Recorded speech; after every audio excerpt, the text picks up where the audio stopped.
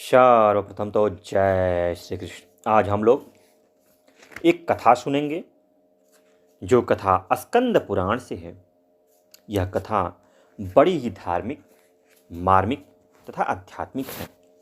इस कथा को बड़े ही ध्यान से आप सुने, क्योंकि किसी भी कथा को ध्यान से सुनने पे ही कथा का आनंद आता है तथा कथा समझ में भी आता है। चलिए कथा को सुनते हैं। प्राचीन काल में एक राजा थे जिनका नाम था इंद्रधुम्न। वे बड़े दानी, धर्मज्ञ और सामर्थ्यशाली थे। धनार्थियों को वे सहस्त्र स्वर्ण मुद्राओं से कम दान नहीं देते थे।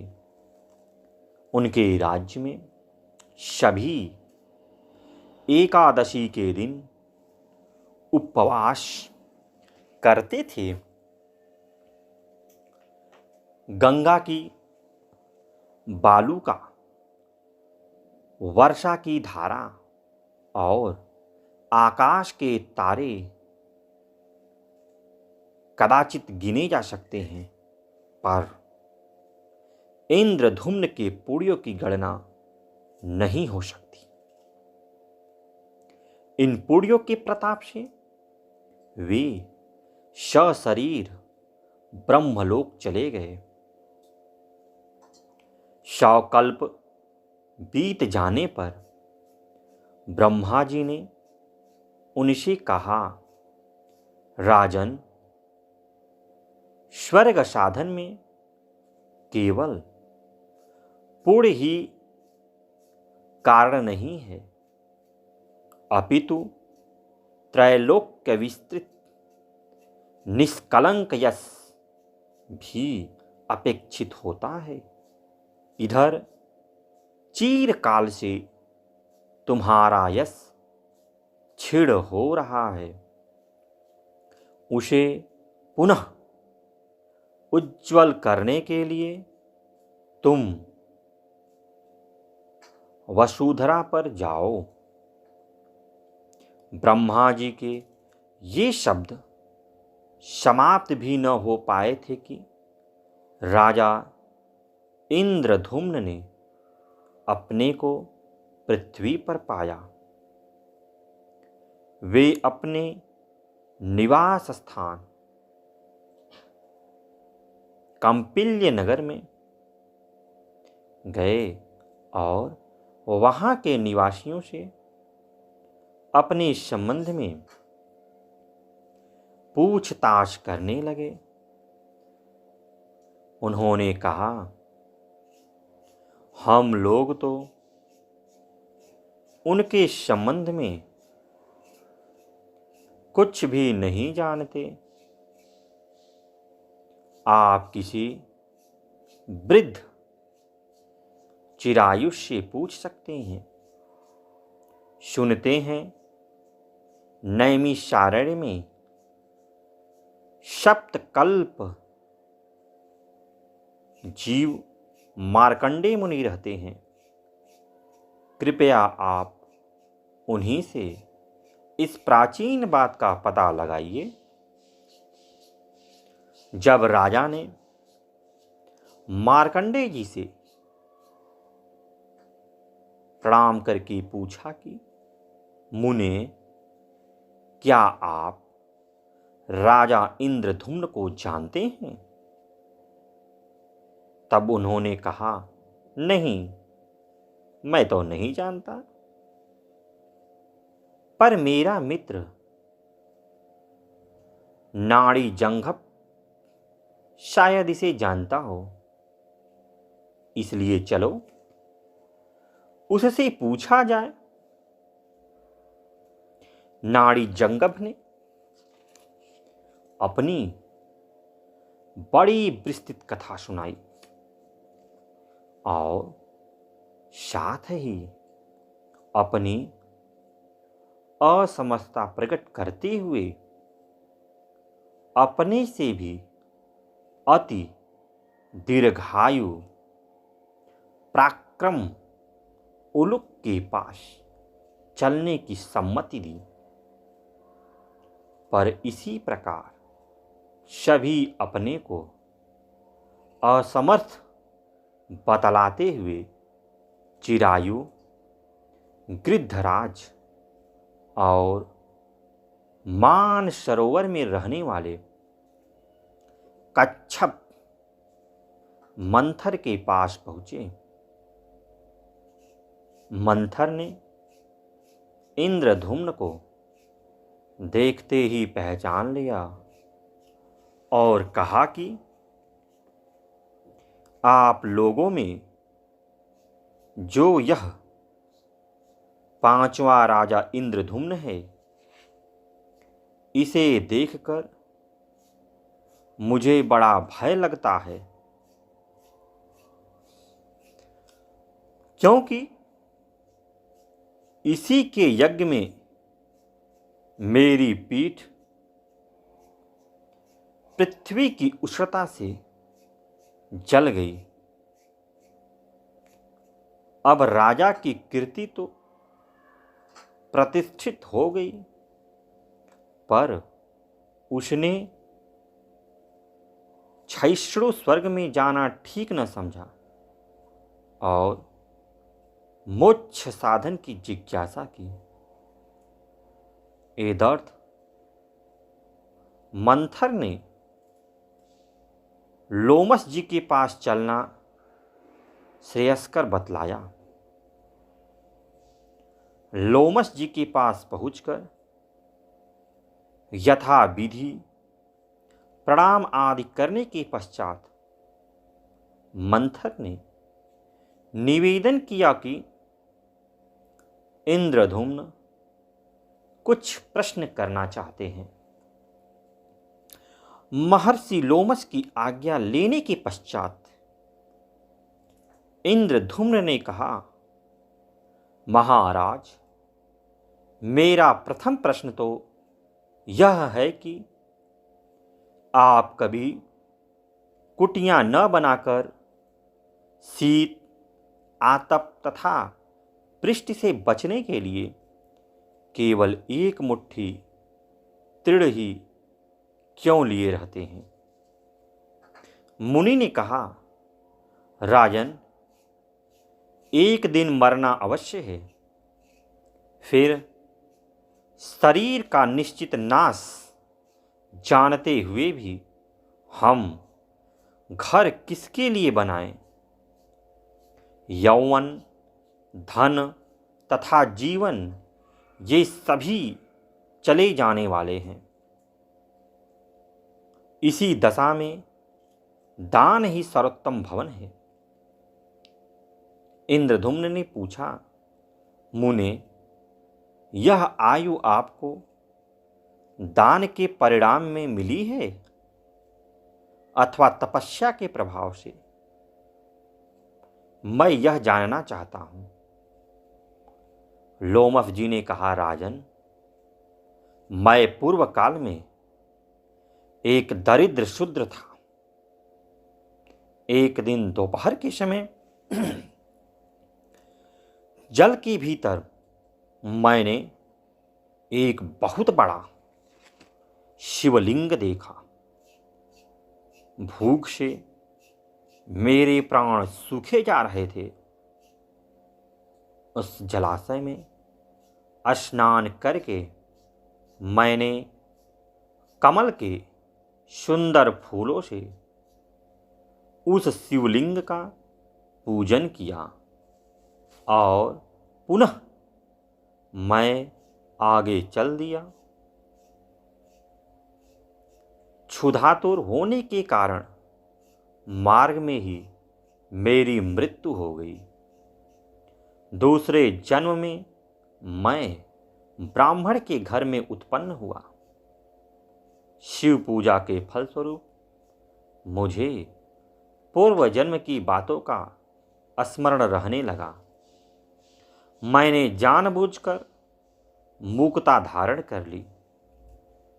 पिता आदि की मृत्यु हो जाने पर संबंधियों ने मुझे नीरा गूंगा जानकर सर्वथा त्याग दिया अब मैं रात दिन भगवान शंकर की आराधना करने में लग गया हूं।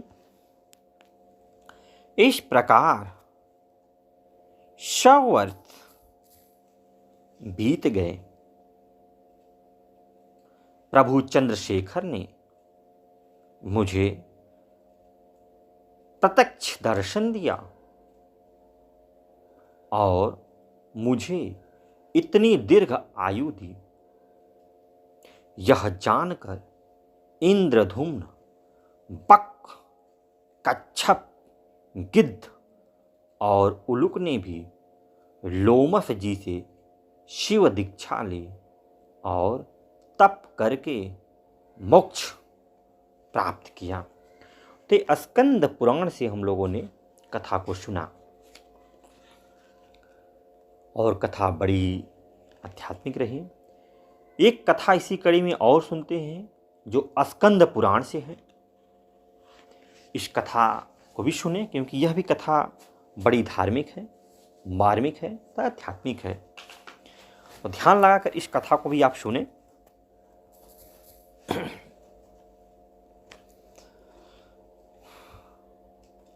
ऋषभ पुत्र भरत थे, जिनके नाम पर इस देश का नाम भारतवर्ष पड़ा। भरत के पुत्र शतशृंग हुए।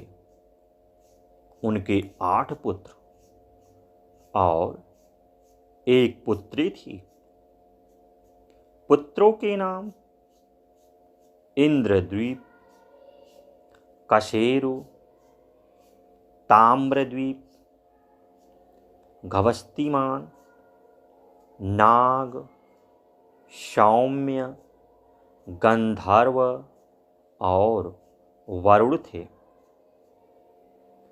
राजर्षि शतशृंग की कन्या का मुख बकरी के मुख की तरह था।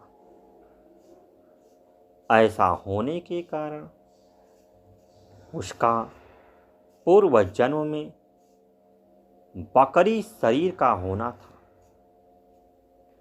बकरी शरीर में वह स्तंभ तीर्थ के पास उलझकर मर गई थी।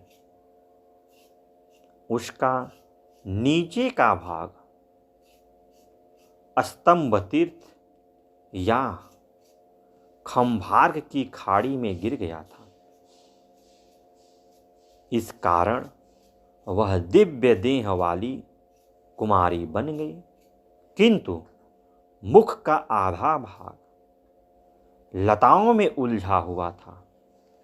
अतः उसका मुख बकरी का ही रह गया।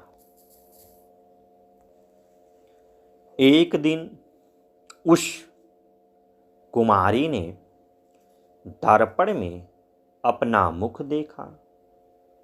अपना बकरी का सा मुख देखते ही उसे अपने पूर्व जन्म की स्मृति हो आई। उसने अपने माता पिता को अपने पूर्व जन्म का वृत्तांत बताकर खंभार्क क्षेत्र में जाने की आज्ञा ली। वहां पहुंचकर उसने अपने पूर्व जन्म के सिर को लताओं से ढूंढ निकाला और उसका खंभार्क तीर्थ में दाह कर हड्डियों को पवित्र जल में डाल दिया। फिर तो उसका मुख चंद्रमा की कांति के समान दीप्तिमान हो उठा। इस बात का तीनों लोकों में प्रचार हो गया। ऐसा सुनकर देवता, गंधर्व और राजा लोग विवाह के लिए उसके पिता से याचना करने हेतु आने लग गए। तांता लग गया किंतु उस कुमारी ने किसी को अपना पति बनाना स्वीकार नहीं किया और वह दुष्कर तपस्या में लग गई। जब तपस्या करते हुए 1 वर्ष पूरा हो गया, तब आशुतोष भगवान शंकर ने प्रकट होकर उसे अभिष्ट वर देने को कहा।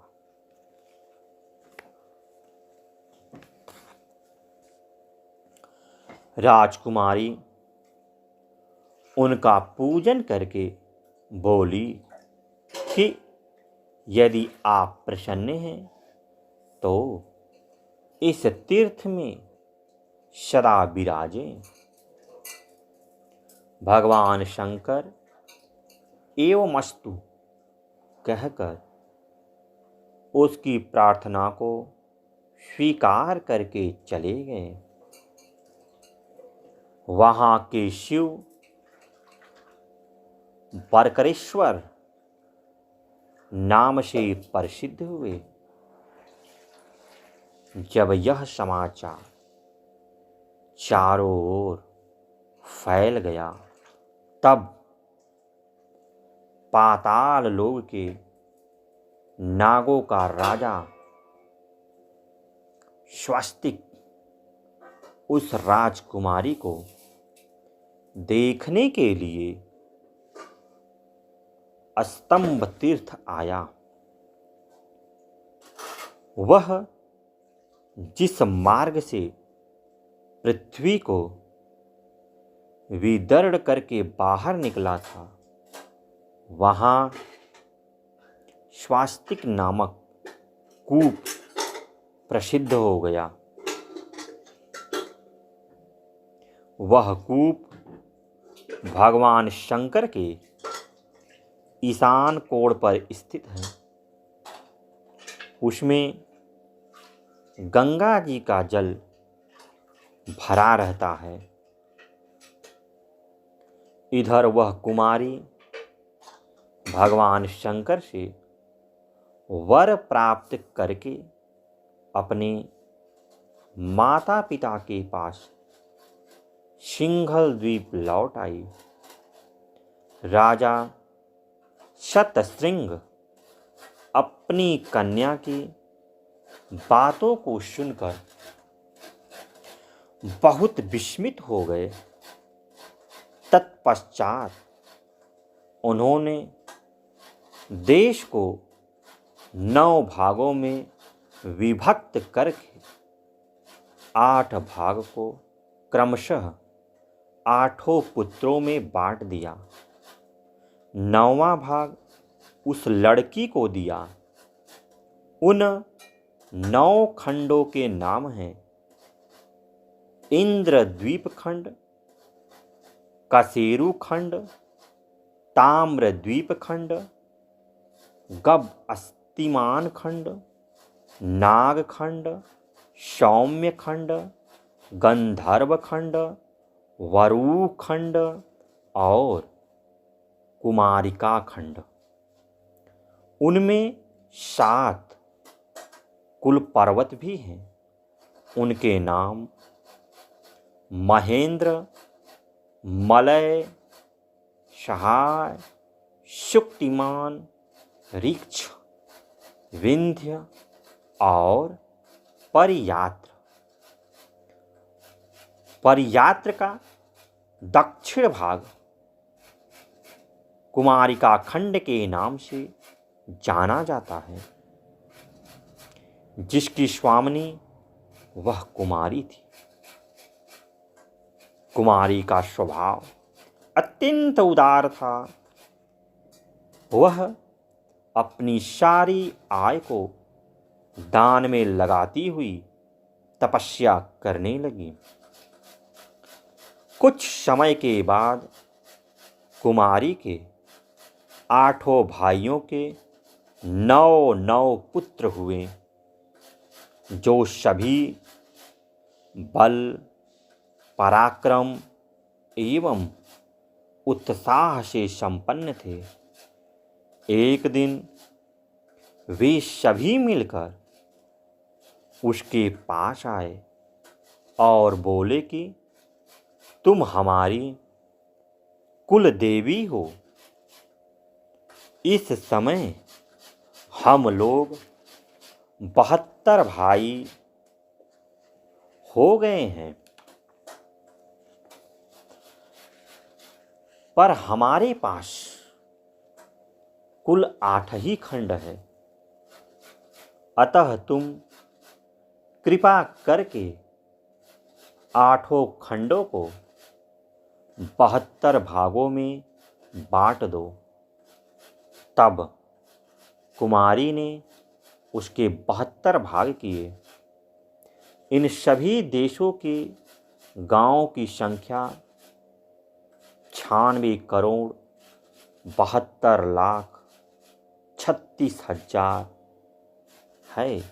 इस प्रकार उस कुमारी ने समुद्र तक के सभी देश का विभाग करके उन सभी गांवों को अपने भतीजों को दे दिया तथा अपने भाग को भी उन्हीं लोगों को सौंप दिया।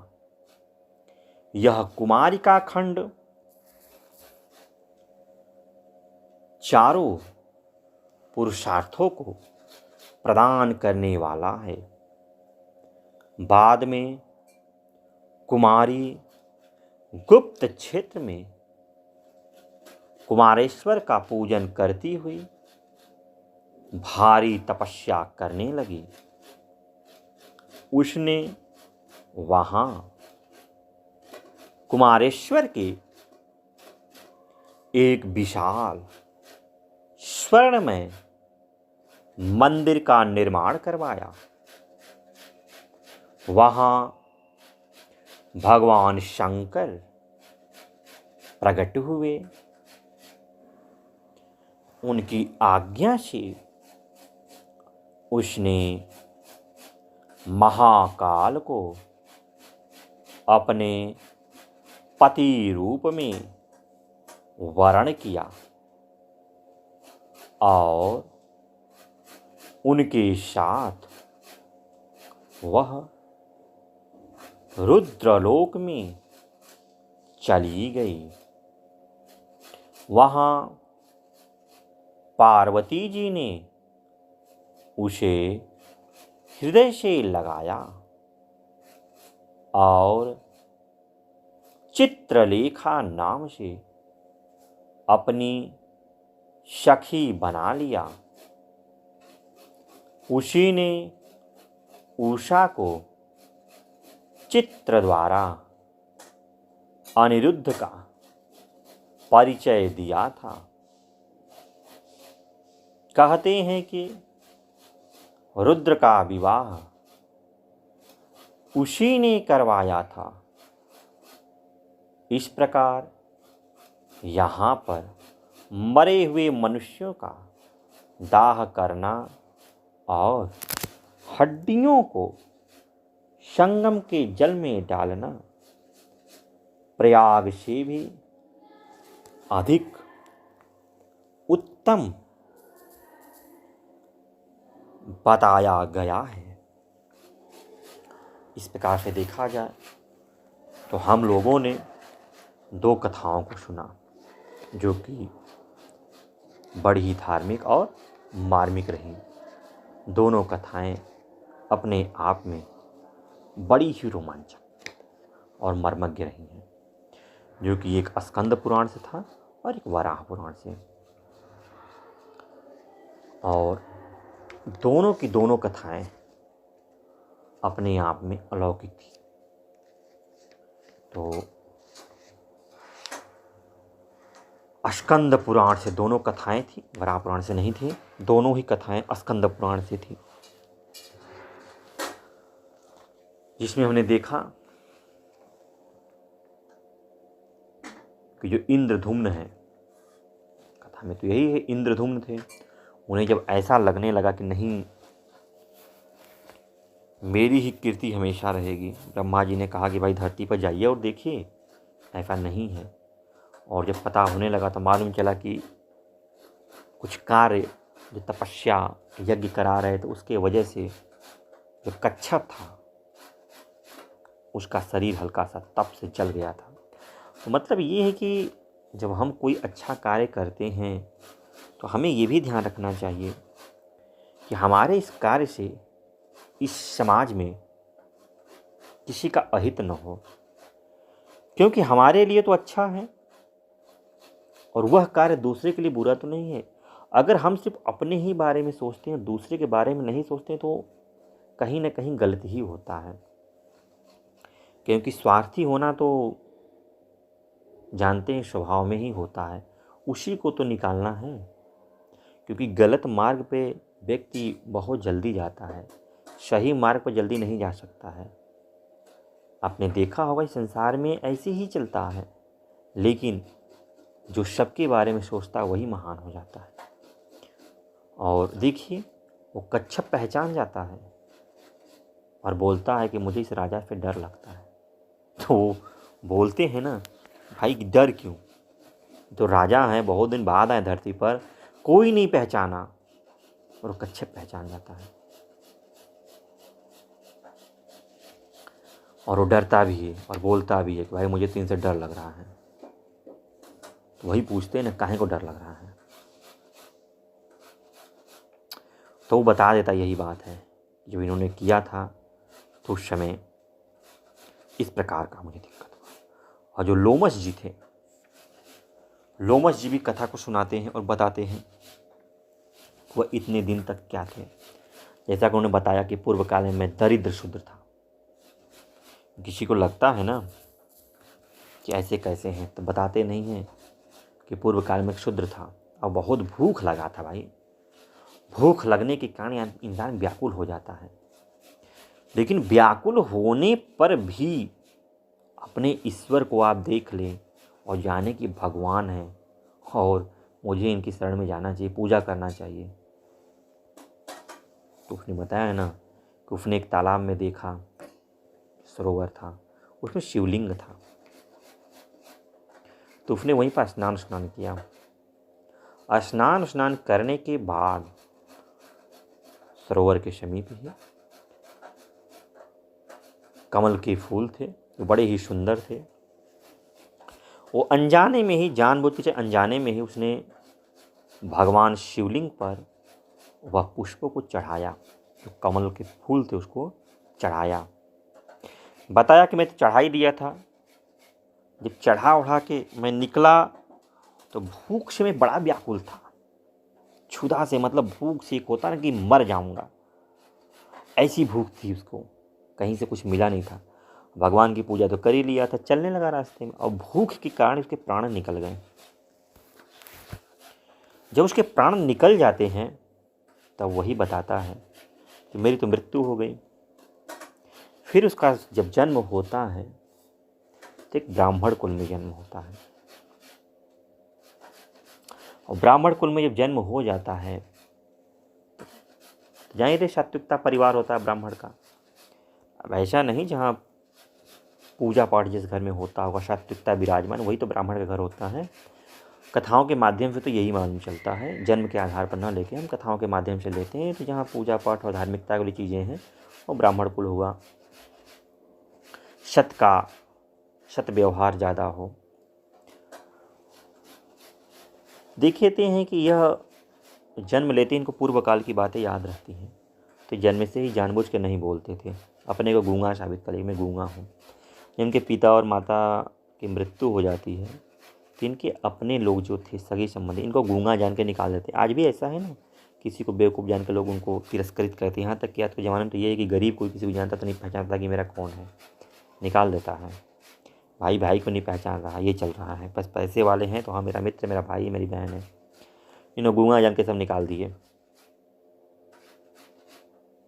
अब बेचारे को जब कोई था ही नहीं तो अपना दिन रात भगवान शंकर की आराधना में लग गए, बताते हैं। और वही 100 वर्षों तक जब किए तो भगवान शंकर इनको साक्षात दर्शन दिए। और जब भगवान शंकर साक्षात दर्शन देते हैं तब इनको वही आशीर्वाद देते हैं और फिर ये अपना 100 वर्ष लंबी आयु प्राप्त करते हैं। यही था। जय श्री कृष्ण, जय श्री कृष्ण।